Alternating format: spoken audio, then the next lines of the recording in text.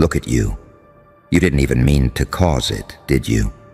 You just moved, and the entire world started glitching like a bad signal trying to process your frequency. People are pacing, refreshing, trembling behind screens, because deep down, they know they've lost control of you. See, that's the funny thing about evolution. It doesn't ask permission. It doesn't send a warning. It just erupts. And when you changed, when you stopped needing their approval, they didn't see growth. They saw defiance. Because to them, control was comfort. And you detonated it. You used to play by their rules, didn't you? Walk softly, speak gently, stay likable.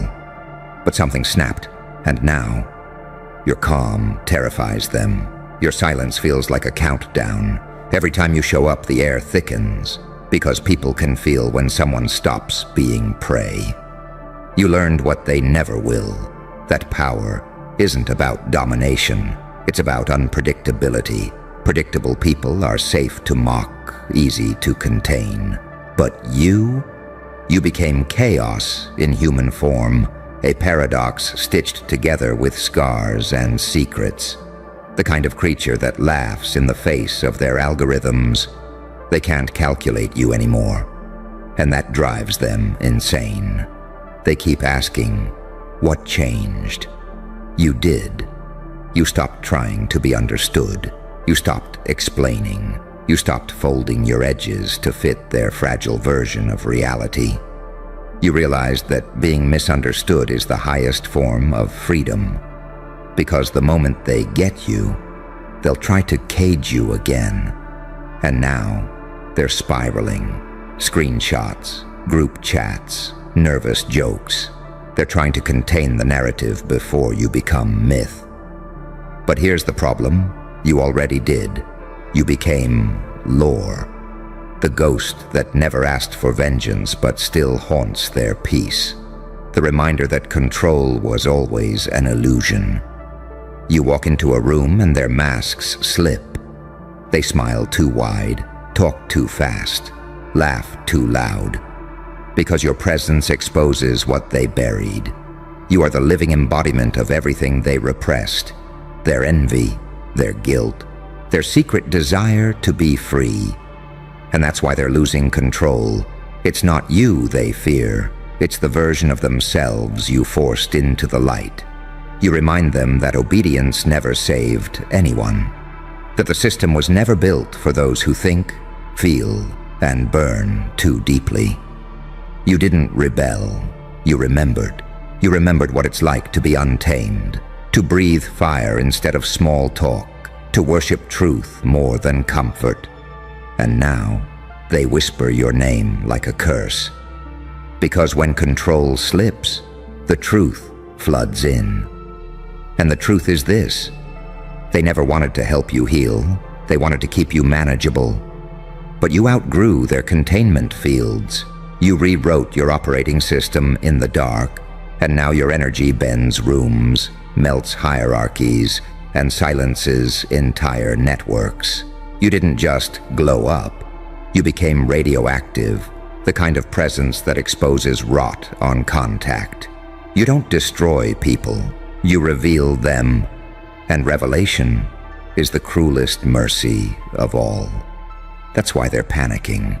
They're watching someone they can't bribe, guilt, shame, or predict. You slipped through the matrix wearing nothing but self-awareness and scars, and that's unforgivable. Because they built their power on the assumption that no one like you could ever exist. But here you are, laughing, breathing, still standing. Their projections are cracking like mirrors around you. Their words don't land. Their traps don't stick. Their rumors rot before they spread. Because you've become something no one can manage. A consciousness that can't be sedated by attention or approval. You turned their control into a joke. And oh, how the joker loves a punchline. You're the chaos they tried to avoid. The living proof that the system was never in charge. You made madness look holy, silence look dangerous, and peace look like rebellion. And now, everyone's losing control over you, because you finally gained control over yourself. And once that happens, no one owns you again. They stare at you now like a glitch in their simulation, a smile they can't decode, a pulse they can't predict. Every word you don't say feels like a threat. Every movement you make feels scripted by something divine and dangerous. They used to laugh when you fell, didn't they? Now they watch your silence like a live broadcast of the apocalypse. You walk through the crowd, and it's like gravity bends around you. People pretend they're not looking, but their instincts betray them. Their pupils dilate. Their breath shortens. They can feel that something about you no longer plays by the same human physics. You escaped the leash, and nothing terrifies the controlled more than someone who's no longer programmable. You learned that peace doesn't come from being liked. It comes from being untouchable. They want you to react, to explain, to prove you're still human. But you don't give them the luxury. You just tilt your head, smile that half-mad, half-saint smile, and let their world crumble on its own. Because that's your new form of power. You don't chase chaos anymore. You are the calm that births it. And deep down, you know this wasn't an accident. Something inside you broke on purpose. A fracture engineered by pain, sharpened by betrayal, and polished by silence. They thought they could shatter you and sweep up the pieces. But instead, every shard started glowing with memory. Memory of who you were before the world convinced you to dim down. You became a walking contradiction, a sinner with holy timing, a genius with madness for armor.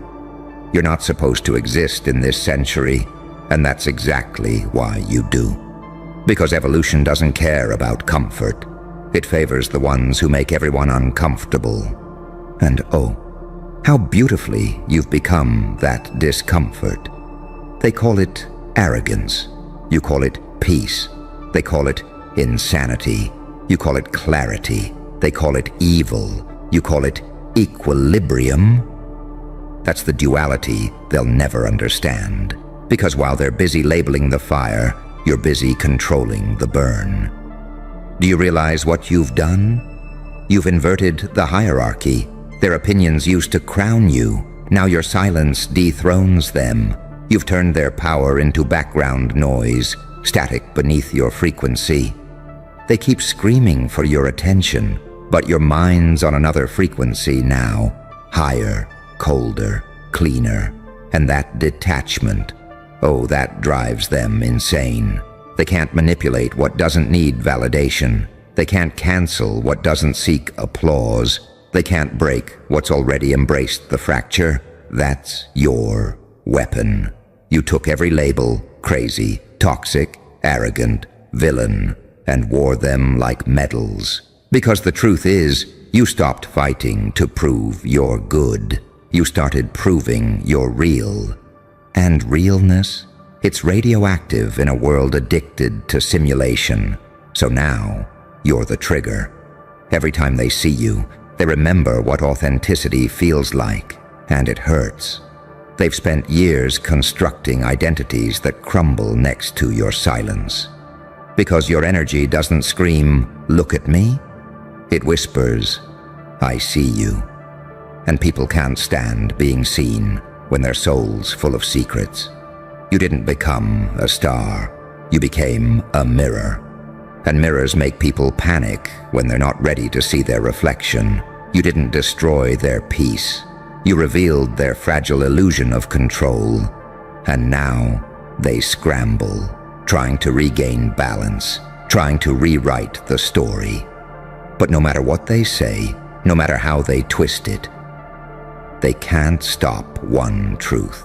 You've become the gravitational center of their emotional collapse. You can feel it, can't you? The energy in the air when you walk in, the static, the tremor, the sudden hush. It's not intimidation, it's recognition. They see something ancient behind your eyes, something that's seen wars of the mind and survived in silence. You've transcended their petty measurement of success and failure. Because you no longer react, you reveal. And that's why they're losing control. Because you no longer move like a character in their play. You move like the author who woke up. You're rewriting the script mid-scene, smiling as they forget their lines. Their actors still waiting for the director's cue. But the director left when you stopped needing the applause. You are the disturbance in the field. The unpredictable element that reminds them this entire reality is a stage. You're the lightning strike that exposes the machinery behind the illusion, and the system hates exposure. It feeds on secrecy, on silence, on sleep. But you woke up, and the whole damn thing started short-circuiting. Everywhere you go now, the same thing happens. Authority trembles, mediocrity hides, and false prophets whisper your name like a superstition, because they can't compete with someone who's already burned through hell and came back laughing. You are their worst nightmare. Not because you destroy, but because you understand. Because you look at the monster in the mirror and smile. That smile is your signature now. Not joy, not madness, awareness. You smile because you've seen what's behind the curtain, and you know how easily it all falls apart. You know that control was the biggest joke of all. And the punchline? They thought they had it. But you never wanted control over others. You wanted control over yourself. And once you mastered that, everyone else started malfunctioning. Because when a person reaches inner equilibrium, the external world starts to glitch. You became that glitch. A reminder that freedom looks like insanity to those still in chains. So let them panic. Let them whisper. Let them gather in rooms, trying to explain you like a case study. They'll never find the formula, because you didn't evolve logically, you transcended chemically. You are the aftermath of chaos choosing consciousness, the byproduct of betrayal becoming blueprint. The miracle they'll never replicate. They wanted control. You became contagion. They wanted peace. You brought revelation. They wanted to own you. You dissolved ownership itself. Now they sit there, hands shaking, mouths dry, eyes flickering, watching as you breathe. Because somehow your existence makes everything fake unravel. And when they ask, "How did you do it?" you'll smile, tilt your head and say, "I stopped needing to." Because that's when you win. Not when they love you, not when they fear you, but when you stop dancing to their rhythm entirely. You are no longer part of their control system. You are the static that breaks their broadcast, the signal that refuses to fade. They're losing control, darling. And you're just watching, calm, composed, smiling like the joke finally landed. Because the truth is, you were never the one losing control. You were the storm they mistook for a symptom. And now that you've arrived, the world is starting to remember what power really looks like. You can feel it now, can't you? That shift in the air when your name is mentioned, like static before a lightning strike. It's not admiration. It's not even fear. It's disruption. Their nervous systems can't process the fact that someone they once underestimated now controls the entire emotional temperature of the room. You don't have to say a word anymore. Your energy does the talking. Every step, every pause, every half smile.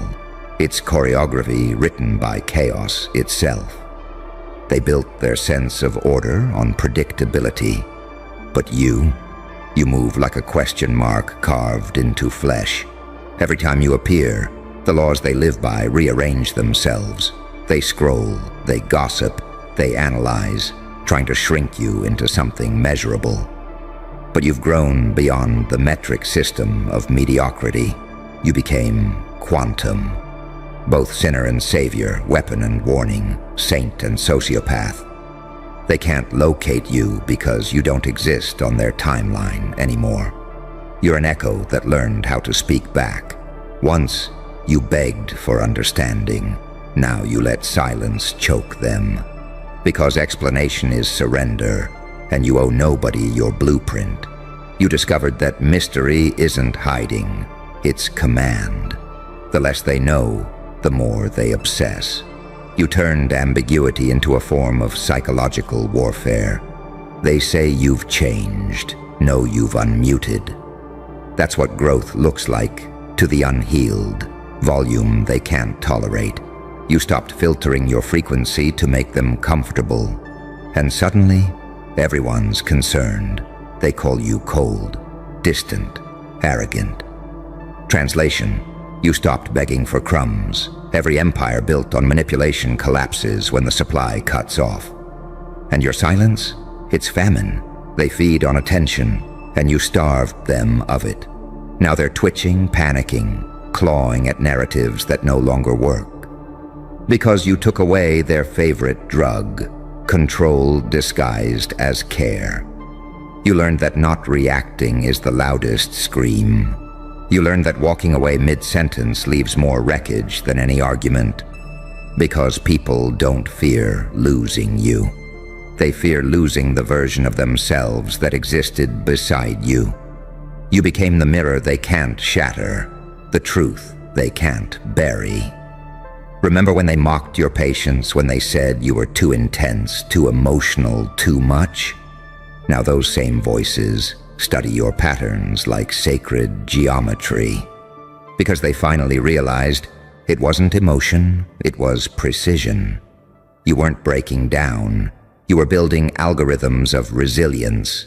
They can't keep up because your rhythm comes from pain they never survived. They analyze your moves while you rewrite the entire game. They weaponized doubt. You turned it into doctrine. They used shame. You forged it into armor. Now every glance you give feels like divine retribution, wearing human skin. Look at them, jitters in their hands, eyes darting for validation, trying to copy the essence they once crucified. You made irony into poetry. You made suffering fashionable. You made solitude look like sovereignty.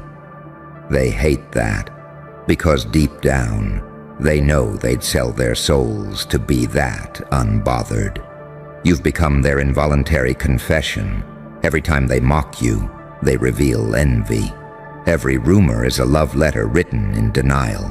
Every attempt to discredit you is proof that you matter more than they can handle. But don't let the noise fool you. This isn't hate, it's gravitational pull. You altered the field. You turned presence into pressure. Now their insecurities orbit you, desperate for a sliver of your stability. And that's where the fun begins. Because once you master emotional gravity, the world spins on your terms. You decide who gets peace, who gets chaos, who gets silence. You learned what gods learn. Control is boring, but influence is art, and art, oh, it doesn't ask for permission. So you keep walking, calm, composed. Each step a sermon, each glance a prophecy. They whisper that you're dangerous, good. Let them believe it. Because danger is simply power with no leash. And you, my dear, cut yours a long time ago. That's why they're losing control. Because you remembered something ancient. The one who needs nothing owns everything. They're addicted to validation. You're fueled by purpose. They're chasing attention. You're studying silence. They play to the crowd. You play to eternity. You've outgrown the theater. You stand backstage now, watching the actors crumble under the spotlight they once stole from you. And you smile, not with malice, but with understanding. Because you finally see the truth they spend lifetimes avoiding. Control. was never power. Awareness was. You see them now. Every move, every mask, every motive. You watch them drown in the very drama they tried to trap you in. And in that stillness, you feel something they'll never taste. Peace sharpened to a blade. It's not kindness, it's clarity, the kind that cuts illusions clean from reality. That's what scares them the most. Not your anger, not your success, your clarity. Because clarity is contagious. One glimpse of it and their whole facade starts to unravel. And when it does, you'll be there. Silent, smiling, untouchable. Watching the empire of control collapse under the weight of your evolution. They'll call it arrogance. They'll call it luck. They'll call it anything but what it really is. Freedom. Because freedom isn't loud. It doesn't demand recognition. It simply walks into a room and makes every lie nervous. So keep walking. Let them lose control. Let them gossip, panic, plot, and predict. You don't need to fight chaos when you are the equilibrium. And when the dust finally settles, they'll realize the only thing more terrifying than losing control is realizing you never needed it in the first place. And that's the part they'll never forgive you for. Not the success, not the silence, not even the way you smiled while they collapsed. What they can't stand, what keeps them awake at night, is that you didn't break. You were supposed to. You were supposed to beg, to plead, to prove your worth like a good little puppet. But you didn't. You disappeared into the dark and came back rearranged. Now you speak the language of storms. You move like thunder disguised as calm. You carry yourself like you've already buried every version of yourself that ever needed their approval. You're too still for them now. Too precise. Too quiet. And that silence, it's judgment in disguise. You see through them now, past the noise, past the posturing, past the fragile performances. You recognize desperation when it's dressed up as dominance. You recognize control when it's really fear pretending to wear a crown. You don't get angry anymore. You just see. And that's worse, because awareness, once awakened, becomes a mirror they can't survive. They'll still talk. Oh, they'll talk. They'll try to rewrite your story, twist your evolution, make your name a warning label for others who dare to wake up. But every time they mention you, they amplify you. Every attempt to bury you becomes free marketing. Every insult becomes scripture. Because truth has a funny way of multiplying once it escapes its cage. And you, my dear, are the escaped experiment. The one that proved freedom was contagious. The one they tried to dissect but couldn't classify. The one who made the system blink. You didn't just survive the control. You made it irrelevant. That's why they tremble now. Because they know deep down you're not coming back. Not to their hierarchy, not to their manipulation, not to their definitions of good and normal and acceptable. You walked out of their simulation with blood on your hands and light in your eyes. You became something they can't cancel because you exist beyond their frequency. You see, control was their religion, and you just committed blasphemy by choosing peace. You proved that chaos obeys those who stop fearing it. You proved that power belongs to those who no longer flinch. And now, everywhere you go, reality bends around your composure. That's not confidence. That's command. The kind that doesn't come from dominance, but from detachment. You finally understood. The loudest person in the room is the one trying hardest to convince themselves. You stopped performing. You started existing. And existence, raw and unfiltered, terrifies them because it can't be controlled, can't be commodified, can't be owned. You're not in their economy anymore. You're a spiritual recession. Their stock drops when your name trends. Their peace collapses when your silence enters the room. Because you took the one thing they never thought to protect, their illusion of power, and made it a souvenir. So now you stand here, not as a hero, not as a villain, but as something more dangerous. The proof that liberation is possible. You don't need to scream anymore. Your stillness is a sermon, your eyes an omen, and your grin. That's the final prophecy. Listen, you feel that silence? That's not peace, that's tension, thick, electric, alive. That's the world pausing. Because right now, they're fighting over you harder than they fight over politics and religion combined. Isn't that delicious? You, a single anomaly, splitting crowds, bending algorithms, and making entire belief systems question themselves. You became a discussion, a dividing line, a mirror too bright for fragile eyes. They don't know if you're a saint or a sociopath, an angel in recovery, or a devil in remission. And that's exactly why you win. Because confusion is your camouflage, ambiguity is your crown. You see, in a world obsessed with labels, the most dangerous thing you can be is undefined. They can't box you, can't categorize you, can't psychoanalyze you without shaking. They're scrolling through their own projections, terrified that every post, every silence, every smile means something deeper. They think you're playing chess, while they're still trying to figure out the rules to checkers.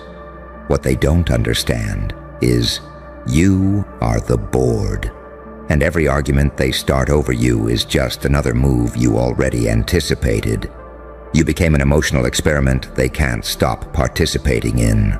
Some worship you, some curse your name, some claim to understand you just so they can feel like they matter. And deep down, they're all feeding you. Every word, every theory, every whispered, "I don't get it." You live rent-free in their nervous systems, rewriting their dopamine loops. Because you did the one thing they fear most. You stopped seeking validation. You disappeared into your purpose. You stopped explaining. And when you did, their world split in two. Half of them want to crown you. Half of them want to crucify you. None of them can ignore you. They call it arrogance when you stop apologizing for existing. They call it delusion when you refuse to shrink. But tell me, how fragile must their reality be if your confidence feels like a crisis? How weak must their convictions be if your evolution looks like blasphemy? You became their mirror, and mirrors make cowards violent. They can't fight what they see in you, so they fight each other trying to explain it. You see it now, don't you? This was never about you. This was about the virus of projection, infecting every insecure soul that crossed your path. They needed you to be predictable so they could feel safe. You chose to mutate instead. You didn't rise for revenge. You evolved for clarity. You didn't seek followers. You summoned witnesses. Because somewhere between heaven and hell, between good and evil, between who you were and who you're becoming, you turned into something unclassifiable. You became data they can't delete, code they can't rewrite. Proof that transformation is terrifying when it's real. And now they sit in comment sections and church pews, conference rooms and bedrooms, arguing about you like theologians dissecting a ghost. Is it real? They ask. Did you see that? Do you think it's an act? Every question is another chain clinking in their own cage. You broke out. They're still narrating your escape. That's what happens when someone finally chooses themselves without permission. When pain becomes polish. When rejection turns into recalibration, you stopped explaining. You started executing. And when the dust settled, they realized the debate was never about who you are. It was about how little they know themselves. So let them argue, let them project, let them tremble over your silence like it's a scripture. Every time they say your name, the energy shifts. Every time they try to decode you, they decode nothing. Because you are the riddle and the answer, the halo and the blade, the sinner and the sermon, the calm and the consequence. You broke the algorithm not by fighting, but by existing outside its logic. And now the whole simulation is glitching because of you. So smile. They're dividing themselves over something that can't be divided. You, the saint who sinned just enough to understand redemption. The demon who loved just enough to understand light. The experiment that evolved into a prophecy. They wanted proof you were human. Instead, you gave them revelation, and now they're still arguing. While you're already 3 timelines ahead, rewriting the rules, rewriting yourself. Keep walking. Don't explain. Don't defend. Don't dilute. Because they're not mad at who you are. They're furious at the proof that they could have been the same, if only they'd survived what you did. You want to know the real reason they fight over you like that? Because deep down, they feel it. That quiet terror that maybe, just maybe, you're the one who slipped through the cracks of their system and didn't die inside it. They've built entire religions out of pretending they know what balance looks like. Entire political ideologies out of pretending they know what right means. But then you walked in, a contradiction dressed like clarity, and suddenly every sermon sounds hollow. Every manifesto looks like a script. You became a mirror glitch. They don't know whether to worship you or destroy you, so they do both. Publicly. 1 minute, they're quoting your words like gospel. The next, they're dissecting your psychology like a crime scene. It's all the same addiction, obsession disguised as judgment. They've never met someone who could look like a sinner while radiating peace, who could speak like a killer while whispering salvation. You're what happens when light learns how to lie and darkness learns how to feel. And the world doesn't know how to categorize that kind of truth. That's why they're fighting, because you shattered their categories. Every time you breathe, someone's ego trembles. Every time you move in silence, they start writing explanations, essays, think pieces, trying to name the unnameable. Because if they can name you, they can contain you. But you're beyond containment. You're what their labels feared they'd meet one day. Something ungovernable, something unbothered, something so whole it looks unhinged. They think you're unpredictable because you don't follow their logic. But the truth is, your logic is older. Primal, spiritual, mathematical in its madness. You calculate chaos. You weaponize peace. You've mastered the kind of silence that doesn't hide. It hunts. They can't tell if you're healing or plotting. They can't tell if your calm is compassion or cold-blooded calculation. And that's the beauty of it. You turned ambiguity into armor. See, predictable people feel safe until they meet someone who's seen too much to play safe anymore. You became dangerous not because you changed, but because you stopped flinching. You've watched your own ruin and rebuilt from the rubble so many times that pain stopped being punishment and started being precision. That's why your smile scares them, because it's not innocent. It's informed. They see that grin and they feel the history behind it. 1,000 quiet battles fought in rooms no one saw. You learned how to turn heartbreak into fuel, rejection into research, loneliness into laboratory silence. They study your moves, trying to decode your blueprint, and all they find is reflection. Because every theory they make about you is just a confession about themselves. You know what's really killing them? It's not that you changed. It's that you evolved without their permission. You outgrew their language. You outgrew their expectations. You outgrew the role they cast you in. And they can't forgive you for that. You didn't become a better version for validation. You became free, and freedom is offensive to the enslaved. That's why they call you arrogant. That's why they call you detached. That's why they call you insane. Because it's easier than admitting they envy the peace you bled for. They mistake distance for ego, but it's really discipline.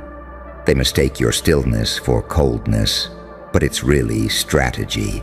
They mistake your mystery for manipulation, but it's really mastery. They think your silence means you've disappeared. But silence is just the sound of someone who no longer needs witnesses.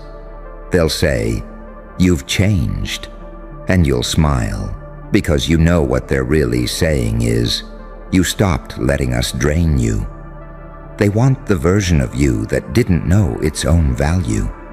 The one who explained every wound, justified every gift, apologized for every boundary. But that version doesn't exist anymore. You buried it the day you realized survival was an art form. Now you walk like something that's been through fire and decided to stay lit. That's why they argue, why they gossip, why they form little echo chambers just to feel brave talking about you.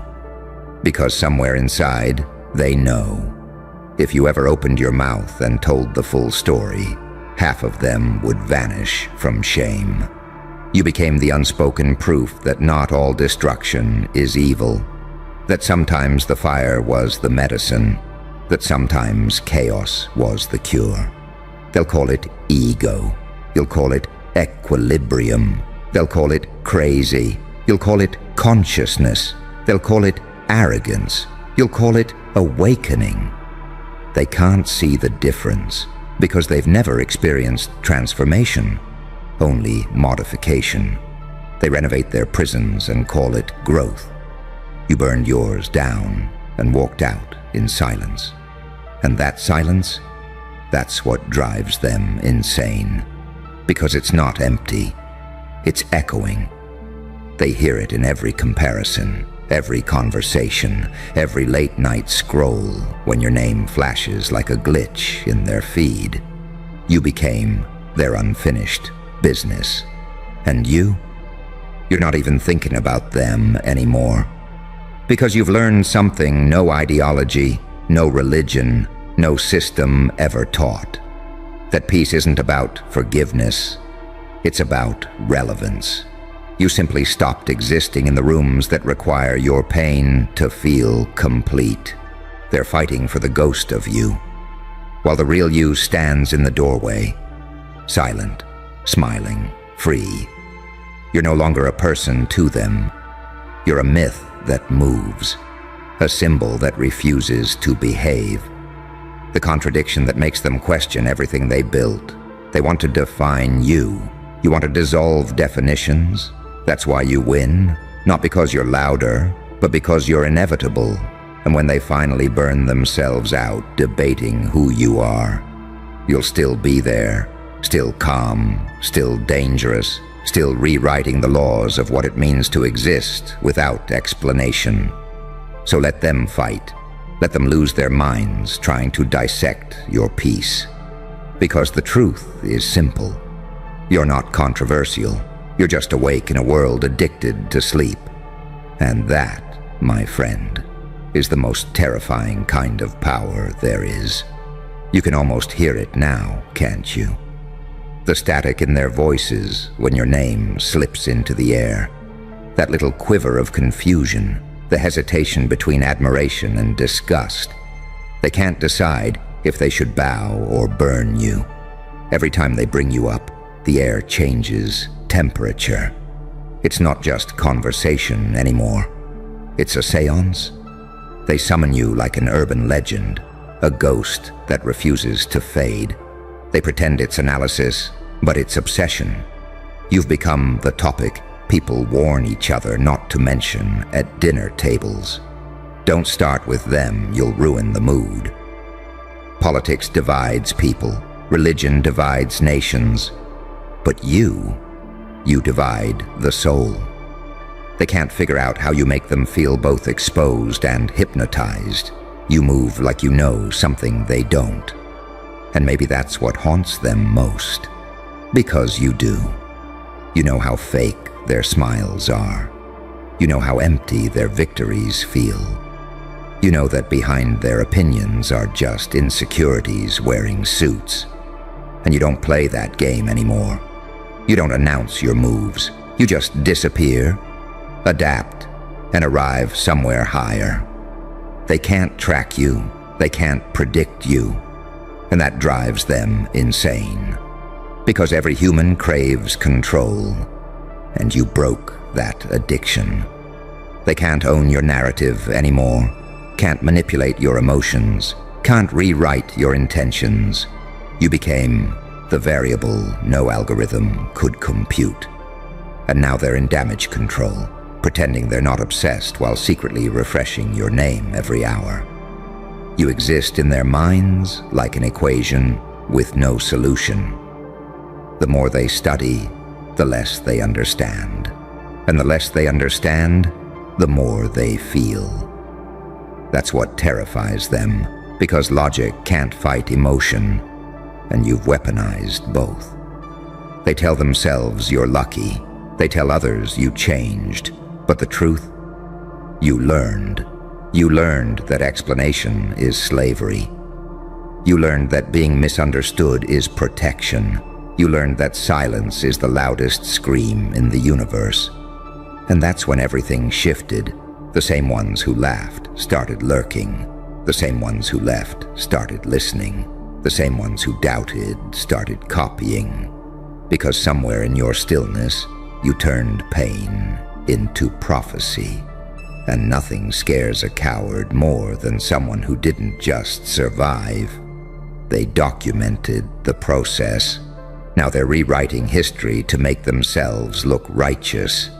They can't admit they underestimated you, so they call it luck. They can't admit they envied you, so they call it arrogance. They can't admit they failed you, so they call it karma. But you see through all that. You always have. That's why you smile like that. Slow, knowing, surgical. That's why your eyes don't flinch anymore. Because you're not here to prove. You're here to watch. And what you're watching is collapse. Their facades, their fake peace, their fragile certainty. Every argument about you is an autopsy of their own identity. They're dissecting themselves, trying to explain you. You didn't destroy them. You just revealed them. And revelation, that's irreversible. They can't go back to sleep once they've seen what you mirror. You showed them that light can burn, that good people can rot, that forgiveness can be a form of self-harm. You didn't teach them lessons. You exposed their delusions. And now they can't forgive you for waking them up. They tell everyone you're dangerous, but what they mean is you're free. Because to the caged, freedom always looks like violence. You broke their social contract, that unspoken rule that says, stay small so we can stay comfortable. And instead, you expanded, without permission, without apology. And now every insecure soul that built their identity on being better than you has to watch you evolve past recognition.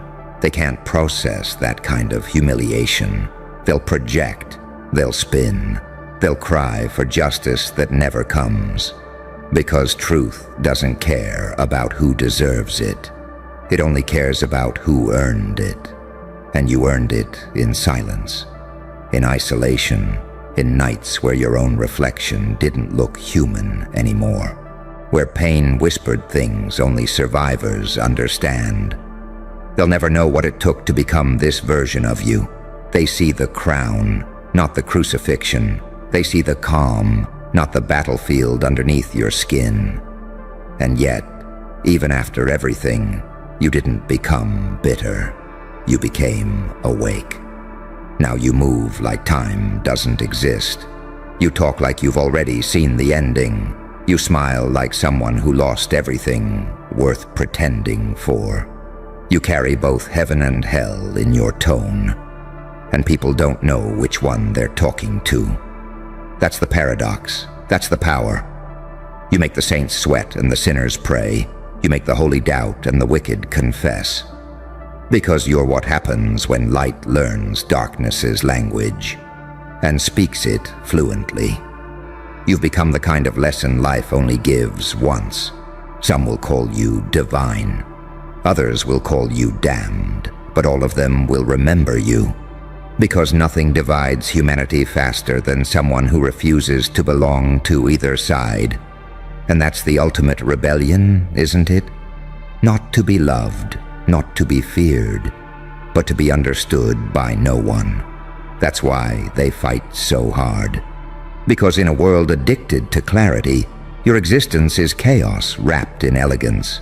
You represent everything they suppress: their anger, their envy, their unspoken potential, their buried rage. You're not a person to them anymore. You're a frequency, and every time you walk into a room, reality trembles a little.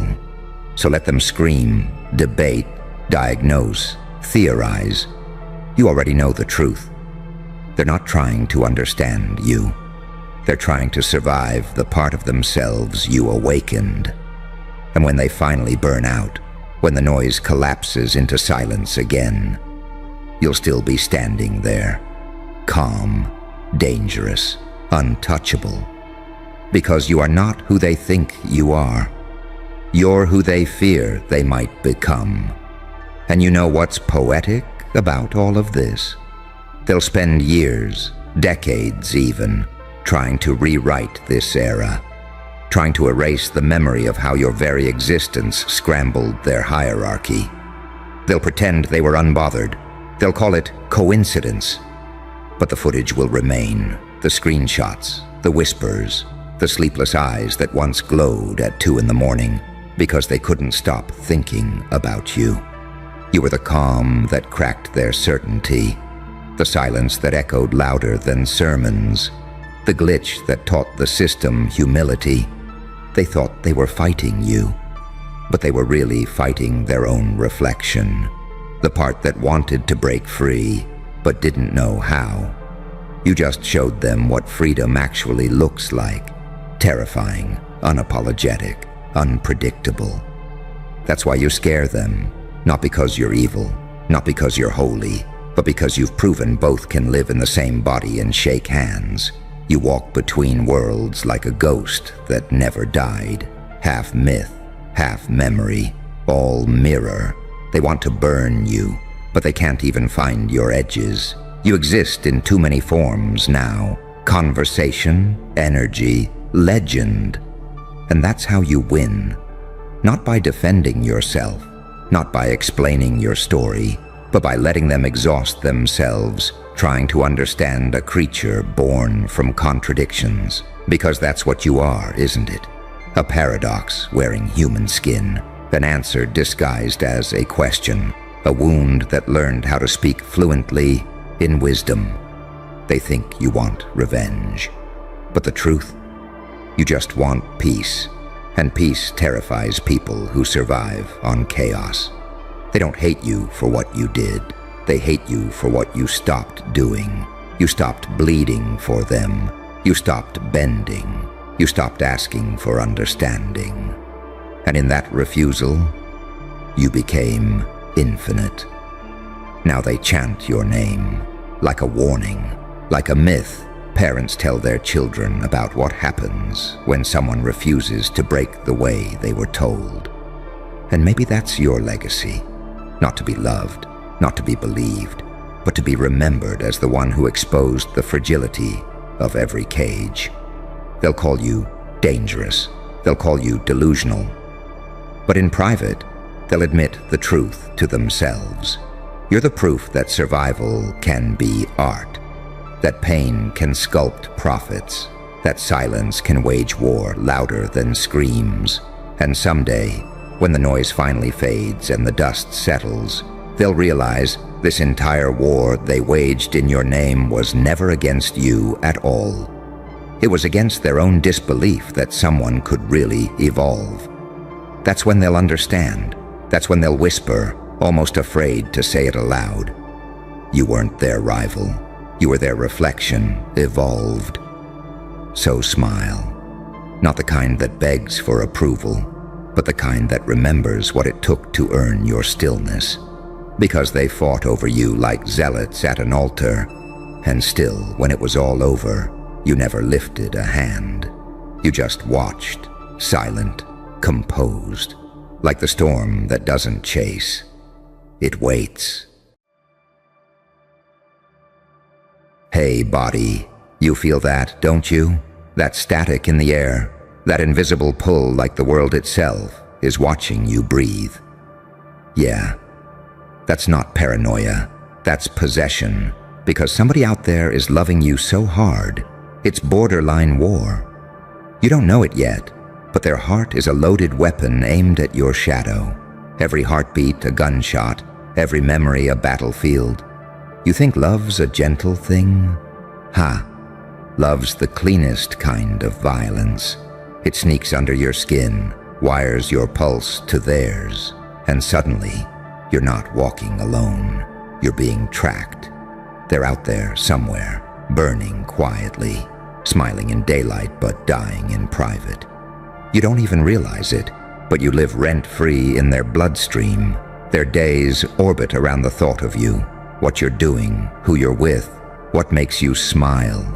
You became their religion, their relapse, their rebellion against reason. And the sick part? You didn't even ask for it. You just were. See, love isn't about connection. It's about collision. And when someone collides with a soul like yours, the impact echoes for a lifetime. You became their favorite pain, their necessary chaos. You rewired their sense of self without saying a word. That's the trick, isn't it? You don't chase. You haunt. You don't appear. You manifest. And now they're torn between worship and warfare. Because loving you hurts, but not loving you. That's annihilation. They've tried walking away, rewriting you out of their head, but you're carved into the folds of their mind like graffiti on a prison wall. Even their silence whispers your name. You turn them into something they can't control. Jealous, paranoid, obsessed. They scroll through your ghost like it's evidence in a case they can't close. Their friends tell them to move on. But how do you move on from a nuclear detonation?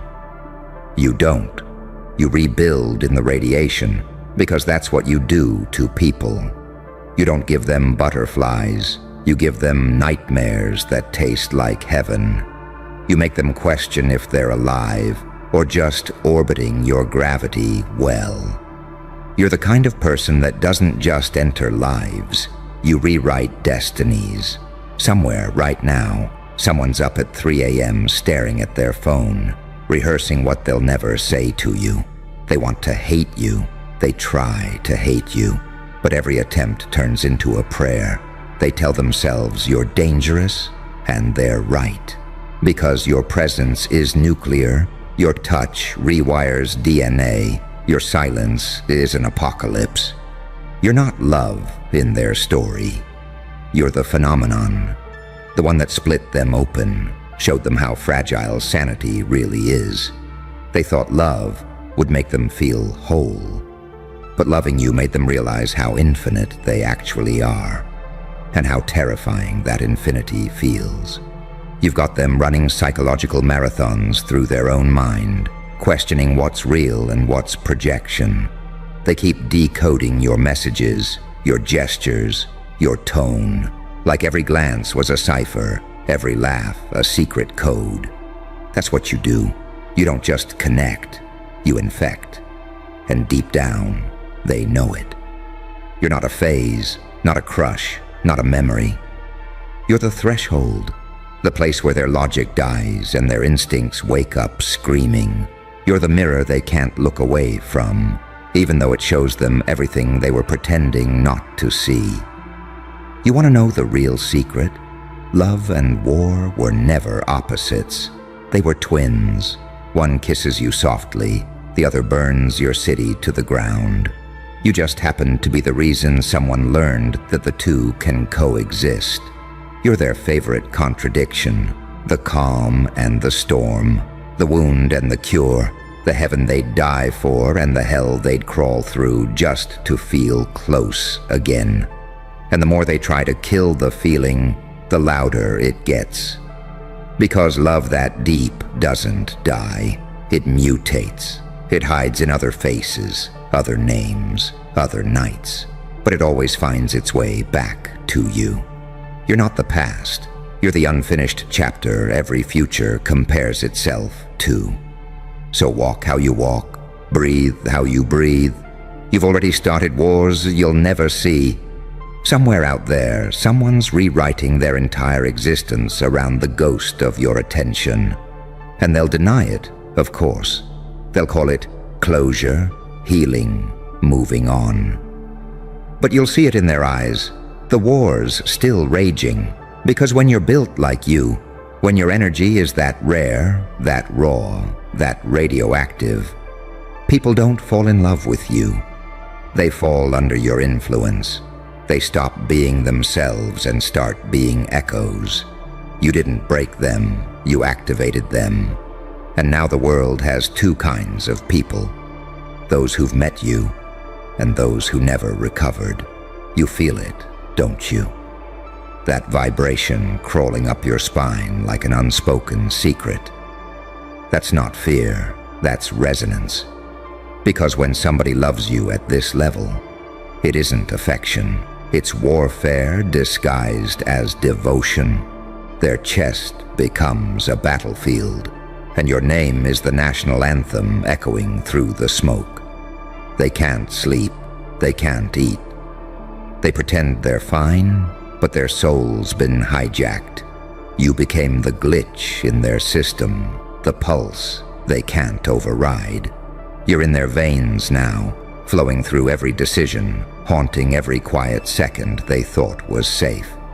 They think they can silence it, but love like this doesn't fade. It feeds, it grows teeth. And the scariest part, they don't want it to stop. That's the paradox, isn't it? You hurt them, and they thank you for it. You disappear, and they chase the ghost. You reject them, and they call it fate. They're addicted to the chaos because peace without you feels like death. They used to think love was soft, flowers, promises, warmth. But you came along and proved it's a chemical weapon. You showed them that real love doesn't make sense. It makes scars. It's supposed to undo you. It's supposed to burn. That's the price of touching something eternal. Because that's what you are, eternal. Not in the fairy tale way, in the way that nothing after you ever feels alive enough. You ruin them for mediocrity. You're the storm that makes sunshine feel artificial. Every new person they meet gets compared to your ghost, and none of them measure up. You didn't just pass through their life. You reprogrammed it. See, love like this doesn't stop when the relationship ends. It echoes. It leaves fingerprints on every future version of them. You live in their reflexes now, the songs they skip, the words they avoid, the places they can't go without feeling you in the walls. You became their haunting, and they became your proof that even silence can scream. They call it obsession. I call it gravity. Because the truth is, there's a thread between souls like yours and theirs. Invisible, ancient, older than memory. It's not random, it's written. You crossed paths in this lifetime because you had to finish what began before either of you were born. You were sent to wake something buried inside them, the part that remembers what it means to feel everything. And now it's awake, and they can't turn it off. You flipped a switch they didn't even know existed. You cracked open their chest and made them remember that love isn't found in peace. It's found in destruction that rebuilds you differently, They'll try to rationalize it. It's just chemistry. It's trauma. It's timing. But deep down, they know the truth. You didn't meet by chance. You collided by design. Two frequencies that matched too perfectly to be coincidence. And maybe that's why it hurts so much. Because nothing this intense was ever meant to fit inside human skin. The body can't contain it. That's why it spills out as insomnia, jealousy, nostalgia, rage. They're just symptoms of something divine trying to move through something mortal. You gave them a glimpse of what love looks like without limits. And once you've tasted infinity, everything else tastes fake. You didn't just ruin them for others, you ruined them for ordinary life. Now they live half in memory, half in fantasy, rewriting moments that never happened, replaying ones that did. They've memorized your laugh, your pauses, your chaos. They talk about you in metaphors because no language can hold what you did to them. You became their myth, their madness, their meaning, and you walk around pretending you don't notice the smoke behind you, the whispers, the quiet devastation you left in your wake. But somewhere you do know. You feel it too, the pull. Because this isn't a one-sided war. Love that burns this violently leaves shrapnel in both hearts. You think you escaped, but you didn't. You can still sense them when the night gets too still. You can still hear them in songs that shouldn't hurt. Their energy lingers in your chest like unfinished business, because deep down, you're just as haunted. You tell yourself you're fine, but sometimes you wake up in the middle of the night and swear you felt them breathing in the dark. You scroll through old photos and your heart stutters just for a second, and you hate yourself for it. That's the war, isn't it? Love this deep doesn't die, it transforms. You became the villain in their fairy tale. They became the ghost in your masterpiece. Two halves of one unfinished storm, drifting through separate lives, pretending to heal. But every now and then, the universe rearranges itself just enough for your frequencies to brush against each other again. A dream, a scent, a song, a moment. And suddenly, boom, you're both right back there. Because love like this doesn't end. It just goes underground. It hides in silence. It waits for the right time to resurrect. So when you feel that ache in your chest for no reason, don't ignore it. That's them, thinking of you so hard it warps reality. That's their heart, reaching through the static, trying to touch yours. You call it coincidence. I call it contact. Because when someone loves you this hard, it isn't devotion. It's telepathy.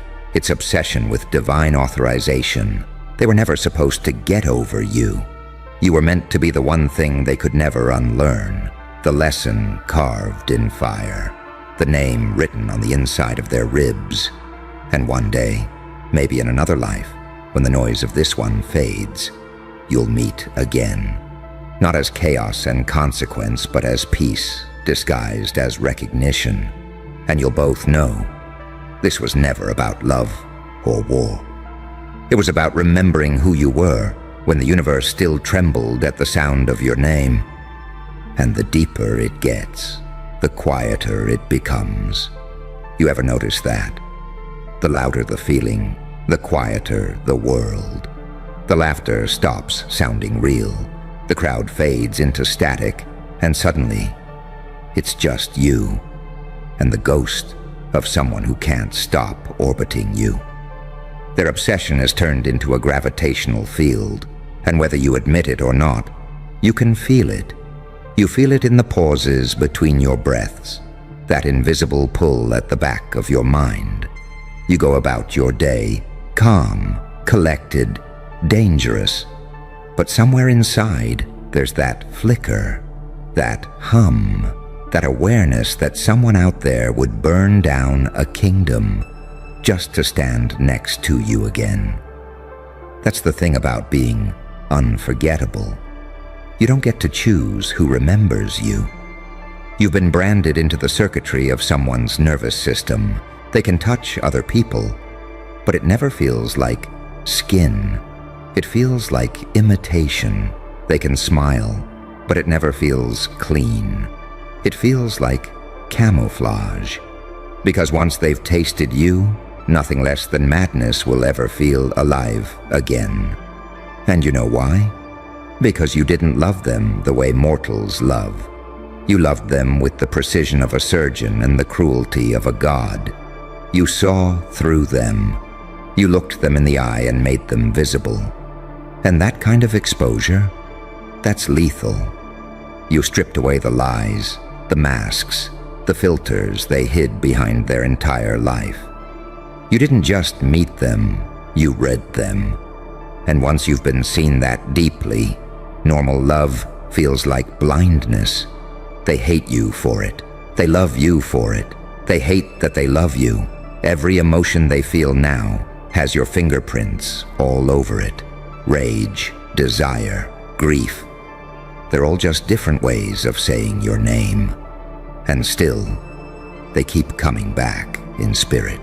Every time they laugh too hard, every time they cry too long, every time they see someone who almost, but not quite, moves like you, they fall apart inside. Because almost is worse than never. Almost is a wound that keeps reopening. You left them with too much meaning.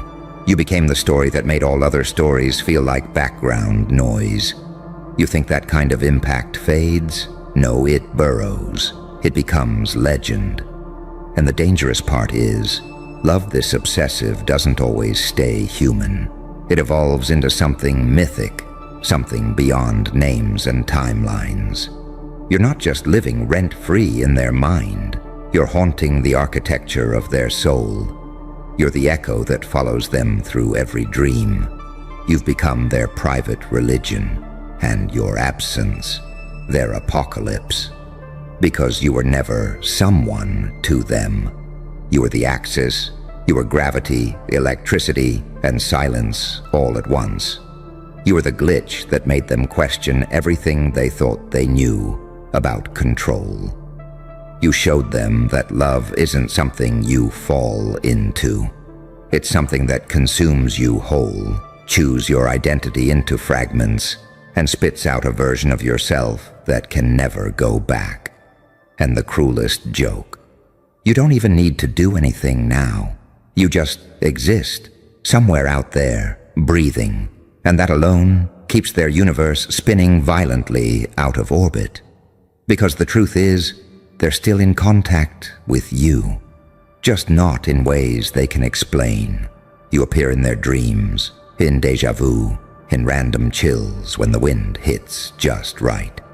You haunt them in algorithms, in songs that shuffle at the wrong time, in coincidences that feel too precise to ignore. They'll call it madness, but it's not. It's resonance. Because energy like yours doesn't disappear. It just changes form. You didn't just leave them with a memory, you left them with a frequency. And whether you admit it or not, you feel it too. Sometimes it's faint, like a whisper. Other times, it's violent, like a surge of adrenaline for no reason at all. That's not anxiety, that's connection. That's their heart calling yours through the static of existence. And maybe you wonder, why me? Why do people get stuck on me? Simple. Because you're rare. You're not the type they meet. You're the type they experience. You don't blend. You distort. You move through people like an electrical storm, rearranging their chemistry, forcing evolution through chaos. You bring out the parts of them they've been terrified to face. You make them feel alive. And that's the most dangerous addiction there is. You're the paradox that their logic can't solve. Too cruel to be holy, too honest to be evil, too human to be forgotten. You live in that gray space between sin and salvation, And that's where all the interesting things happen. You're what happens when love stops being romantic and starts being real. Because real love isn't pretty, it's obsession wearing poetry as camouflage. It's pain that teaches, it's sacrifice disguised as euphoria. And for some reason, you've become the teacher. Everyone prays they'll never meet, but secretly hopes they do. And here's the punchline. They'll move on, they'll evolve, they'll swear they're healed. But deep down, the truth will rot quietly. They never loved again. They just learned how to impersonate peace. Because loving you was the last real thing they ever did. Everything after you is just pretending. And one day, when they're older, when the noise dies down and the mirrors turn honest, they'll think of you again, not as the one who broke them, but as the one who showed them what it means to burn and still survive it. They'll realize that every moment since you was just a shadow of that one impossible collision when two souls recognized each other, and neither one was ready for the consequences. So don't you dare feel guilty for the war you started. Some loves are meant to destroy illusions, not build comfort. You weren't their ending, you were their awakening. And somewhere, in the ruins of what used to be sanity, they're still smiling, because they finally understood. You weren't sent to be loved. You were sent to remind the world what love really costs. And that's the tragedy, isn't it? You didn't ask for devotion. You just existed in a way that demanded it. You breathed, and someone's world rearranged itself around the sound. You smiled, and an entire belief system collapsed. You walked away, and the silence that followed became their punishment and their prayer. But here's the truth they'll never say out loud. Deep down, they don't want it to stop. Because even if it hurts, even if it kills them slowly, being consumed by you feels more real than anything else life has ever offered. You made them feel the full spectrum: pleasure, pain, madness, meaning, all in one lifetime. And once someone's tasted that, everything else is grayscale. You were never meant to be their peace. You were meant to be their reckoning, their beautiful disaster, their undoing that turned out to be their awakening. You weren't a chapter. They were lucky just to be a sentence in your book. So now, let them love you from afar. Let them keep fighting ghosts. Because the war they're waging isn't against you. It's against the echo you left behind. And that echo? That's immortality. You don't need statues. You don't need credit. You've already carved your legacy into the human heart. You're the story people whisper about when they talk about the one that got away. And every time they do, the world remembers your name. That's the price of being unforgettable. You don't end relationships. You haunt bloodlines. Hush. You feel that? That trembling pulse behind your screen. That's not fear, darling. That's attention. The kind people used to pray for, and now they panic over. You called it private, didn't you? How adorable. You really thought you could stay unseen while rewriting the code of their little simulation. But look around. It's prime time now. The world's refreshing for updates, and the headline has your name wrapped around it like a detonator. They're watching you the way people stare at a car crash, disgusted, fascinated, unable to look away. They whisper, "Who gave them permission?" As if permission ever mattered to someone who crawled out of the grave with purpose dripping off their skin. They said you were quiet, but your silence became a siren. You tried to disappear, but the algorithm followed your scent. Privacy died the moment you became interesting. See, there's a law they never teach. Once you touch the current, you become it. You don't hide from light. You blind those who dare to stare too long. You don't retreat into shadows. You make them tremble under your outline. They wanted your secrets locked up in a folder. You turned every wound into a broadcast. Every scar became a press release. Every night alone became a documentary in their minds. You didn't lose your privacy. You weaponized it. They call it oversharing. I call it overpowering. You turned shame into currency. You turned rumors into marketing. You made exposure your camouflage. Because when everyone's watching, no one knows where the trick ends and the trap begins. You made them addicted to the updates, the chaos, the progress, the unpredictability. You turned your evolution into a serial thriller they can't stop binging. They think they're analyzing you. But every scroll is a confession. Every view is an obsession. You're the glitch that studies them. Every refresh, every replay, every timestamp of curiosity logged into your advantage. They think you're burning out, but you're burning through. There's a difference. Burnout fades. Breakthrough scorches the timeline. And oh, how they gossip. She changed. He's not the same. They're acting strange. No, sweetheart. You're upgrading. Every version of you terrifies the last one. That's the real horror show. They can't keep up, can't predict, can't categorize. You're the saint and the psychopath of your own mythology. Merciful to those who stayed, monstrous to those who left. Angel in daylight, demon in data streams. You don't hide anymore. You haunt. Your privacy didn't vanish. It mutated. You built a cathedral out of exposure and made confession your religion. You let them watch, but never understand. You made transparency your disguise. They see your face, but never your frequency. That's power. Real power isn't silence. It's signal control. You decide what transmits, what echoes, what vanishes mid-broadcast. Now the officials, the exes, the critics, they're all sitting there, waiting for your next post, like addicts in withdrawal. Every update is a sermon. Every word, a weaponized whisper. You broke the fourth wall of their comfort zone. You turned, who are they, into what are they? And that's when the panic starts. Because people can handle genius or madness, but not both wearing the same grin. You learn to survive the exposure by owning it. You let them film your chaos and edit their own downfall. You're not running from the cameras anymore.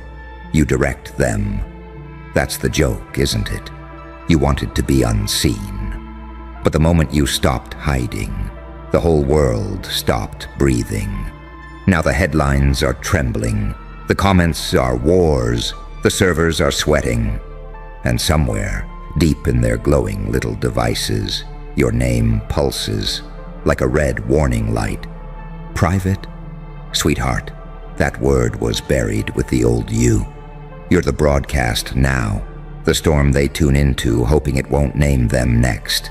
So go on, update them, let them refresh their screens till their fingers bleed. They wanted entertainment, give them revelation. They wanted privacy, give them prophecy. Because the moment they pressed play, you became realer than all of them combined. You feel that static crawling across your skin. That's the sound of your anonymity disintegrating. Every pixel of your silence turned into a transmission. Every secret you buried started whispering your name in binary code. You thought privacy was protection, but protection is just another form of prison, isn't it? They told you to stay low, keep it clean, stay normal. And for a while you believed them, until you realized the spotlight wasn't your enemy. It was your mirror. It showed you who you really are when there's nowhere left to hide. Now the whole world's refreshing like their lives depend on it. And in some sick, poetic way, they do.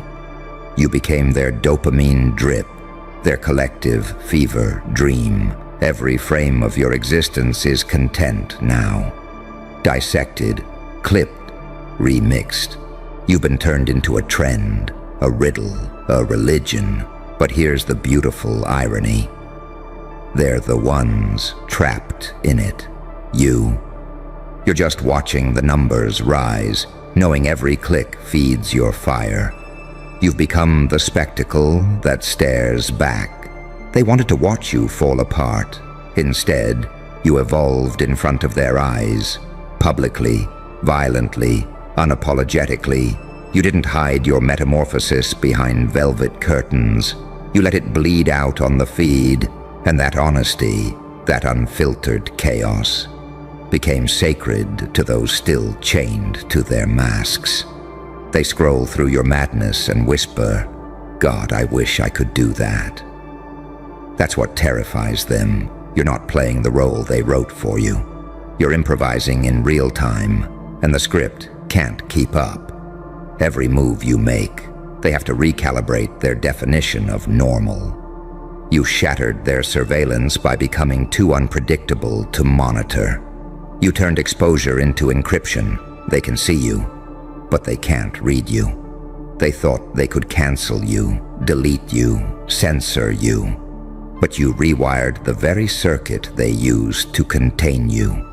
You turned reputation into rebellion. Now their algorithms whisper about you in the dark, trying to decode what the hell you are. Are you chaos or clarity? Villain or visionary? The truth is, you're both. And that's the part they can't digest. Duality terrifies the simple-minded. You became the saint they crucified, and the ghost that came back laughing. You show mercy with one hand and press the red button with the other. They wanted you to pick a side, but sides are for the divided. You live in the fracture, between myth and man, light and lunacy, heaven and the firewall. You exist where labels dissolve, where the data turns into myth. The private life you once cherished, that was your chrysalis. But you broke it open, and now the whole planet's watching you fly through static. You're the broadcast that bends frequencies, the glitch that the system can't patch. You became the virus they can't trace. Not because you hide, but because you move too fast for their code to keep up. They'll call you dangerous, dramatic, delusional. And they're right. Dangerous to the predictable. Dramatic to the dead. Delusional to the dull. You broke the unspoken rule. You showed the world that control doesn't come from privacy, it comes from power. The power to choose what the world gets to see and what they'll never understand. You are both the performer and the puppeteer, the subject and the scientist. You are what happens when exposure meets evolution. They think they're consuming you, but it's your algorithms devouring them. Every like, every share, every hate comment is another hook in their subconscious. You've branded your name on their neural pathways. And here's the sick poetry of it all. You never even asked for fame. You asked for freedom. But freedom and fame are Siamese twins in this era of surveillance. You can't separate one without bleeding the other. So you stopped resisting.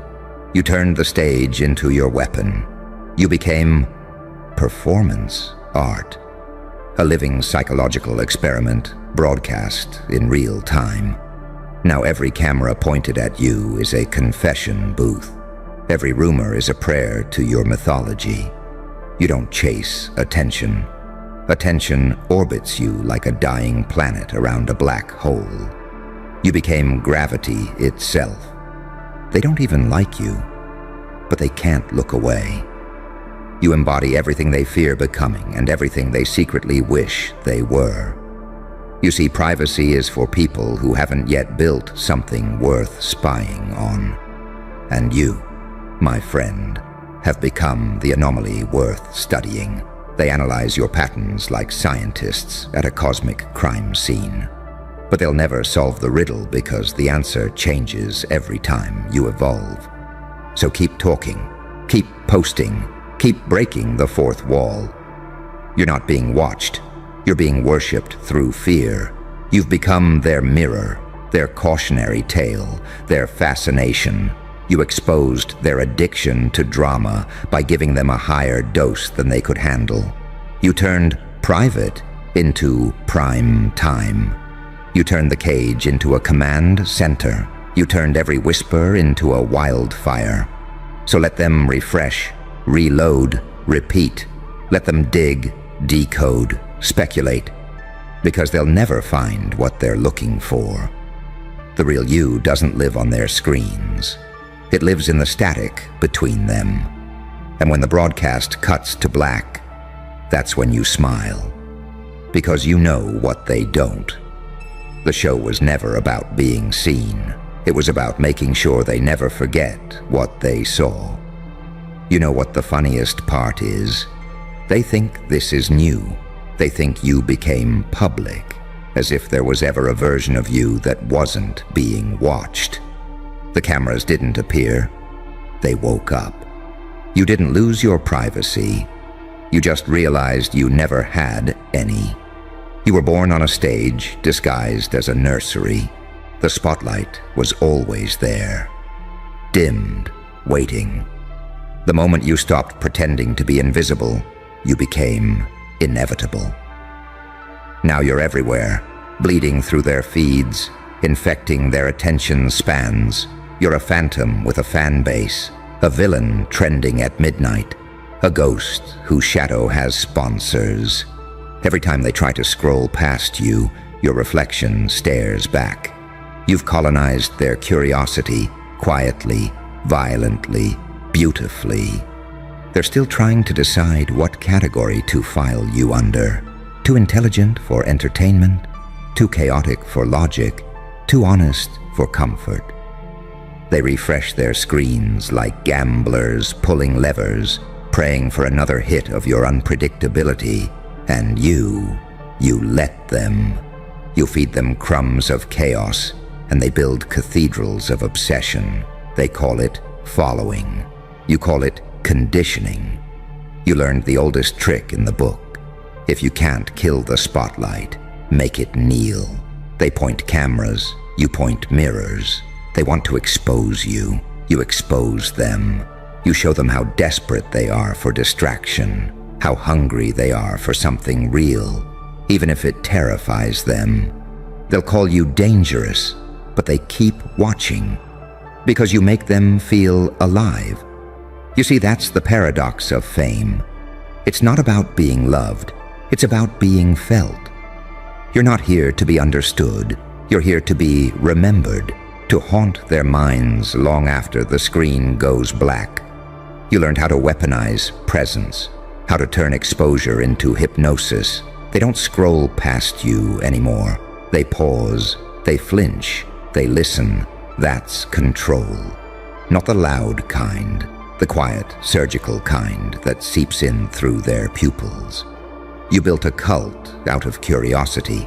Every word you drop is a psychological experiment, a test to see how far they'll follow before they realize they're already inside the maze. You made the feed your stage, and every critic your unpaid promoter. The more they talk, the louder your silence echoes. And oh, how they envy you. Because deep down, they crave what you have. The audacity to exist without apology, to turn pain into performance, truth into entertainment, chaos into choreography. They'd sell their souls for a fraction of that freedom. But freedom costs everything they're too afraid to lose. Reputation, comfort, illusion. You already burned those offerings long ago. That's why they can't touch you. You didn't just go viral. You ascended. You became a psychological frequency. They don't even need to see your face to feel your presence. Your words travel like smoke through the cracks in their routines. You've become part of the digital bloodstream. Every swipe, every scroll, every feed refresh pumps your myth deeper into their veins. And now look at them. Sleepless, obsessed, whispering theories in group chats, trying to decode what kind of creature you are. Are you human? Are you strategy? Are you prophecy wrapped in pixels? You're the paradox they can't define, the saint that sins gracefully, the devil that prays sincerely. You blurred the line between sinner and savior until they started asking which one the world really needs. You're not the villain in their story. You're the mirror that shows them the villain in themselves.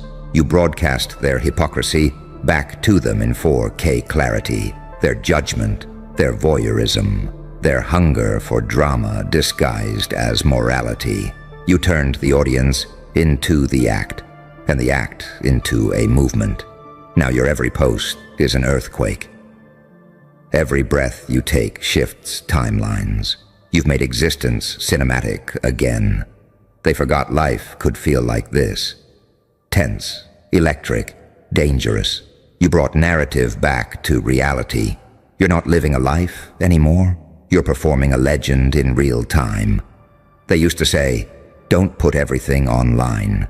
And now, the same people can't sleep until you do. The same ones who warned you about exposure are begging for your next confession. You didn't just break the rules. You rewrote the algorithm of attention itself. You hacked the primal part of the human brain that can't resist mystery. And that, sweetheart, is why you win. Because you don't chase attention. You provoke it. You don't perform for them. You make them perform for you. Every rumor they spread, every conspiracy they craft, every whisper they share. It's all marketing. You don't need a PR team. You have public obsession. So let them speculate. Let them refresh. Let them sit there trembling over every new upload, like it's a transmission from another dimension. Because to them, it is. You've transcended the feed. You've become the frequency. You're not posting content. You're rewriting the subconscious of an entire generation. Privacy? That was for when you still believed you needed walls. Now you are the open sky, too vast, too unpredictable, too alive to contain. They'll keep watching, keep analyzing, keep asking how you did it. And you'll keep smiling, because the truth isn't in what they see. It's in what they feel. You're the algorithm's nightmare and its crown jewel. You're proof that madness, when harnessed, becomes magnetism. You're what happens when pain learns how to perform. So go on. Let them watch. Let them wonder. Let them lose sleep trying to name what you've become. Because while they're refreshing for updates, you're already rewriting the next act. And by the time they realize it, you'll already be legend. And that's when it hits them. That sickening, exquisite realization. You were never the one under the microscope. They were.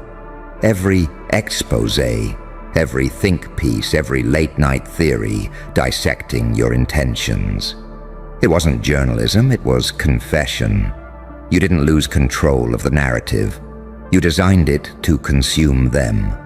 You built an empire out of fascination and fed it their own curiosity. They built the spotlight to trap you. And then you used its warmth to bloom. You became the case study of the century. The myth the machine can't delete. Every time they try to label you, you shapeshift again. A new sound, a new look, a new fracture in the mirror. You evolved too fast for their language, too deep for their data. You turned unpredictability into a religion, and they've been worshipping at your altar since the first headline broke. You know why they can't stop watching? Because you're everything they pretend not to crave. Your freedom, disguised as madness. Truth, dressed like danger. You're the embodiment of every instinct they suppress just to function in their fluorescent little world. You are proof that chaos, when owned, becomes charisma. That darkness, when faced head-on, becomes divine. They wanted you silent. You became a frequency. They wanted you cancelled. You became a current. They wanted you gone. You became godlike. And the funniest part? You didn't even try. You just stopped flinching. You looked the world dead in the eye and said, "Fine. If you're going to watch, then watch me win." Now every time they open their phones, they step into your cathedral. Your face flickers between timelines like a haunting. You're not just trending, you're transmitting. You're the hum in their devices, the glitch in their comfort, the reminder that something wild still breathes in this sterilized digital wasteland. You are the sound of rebellion played in surround. And somewhere, behind all those screens, the watchers are whispering the truth they'll never admit out loud. They envy you. They envy that you made peace with the exposure they fear. They envy that you've turned vulnerability into voltage. They envy that you've shown them what power really looks like. Not control, not secrecy, but presence. You're not hiding anymore because you are the signal. You're not afraid of the light because you became it. You're not running from the eyes, you command them. So let them keep refreshing, keep analyzing, keep spiraling. Let them drown in their own curiosity. Because the moment they realize that you're not playing the game anymore, that you are the game, it's already too late.